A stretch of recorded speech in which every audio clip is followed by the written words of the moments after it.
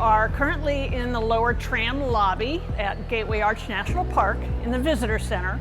And behind us is the new virtual reality theater.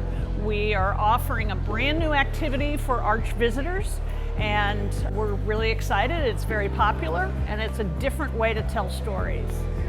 When a visitor puts on one of our 3D headsets, they are transported back to the 1850s to the St. Louis riverfront, which was at the time a very, very bustling area filled with dozens of steamboats that brought in travelers and goods from around the world. So it was really an embarkation point for westward expansion in the U.S. And the visitors will be immersed in the sights and sounds through what they see and hear through the headset. This production was very complicated. It's more than a year in the making. We hired a company called Time Looper out of New York that creates these 3D experiences. It involved shooting actors in costume and creating virtual sets, i.e. the riverfront is really a set, and telling a story as it moves along.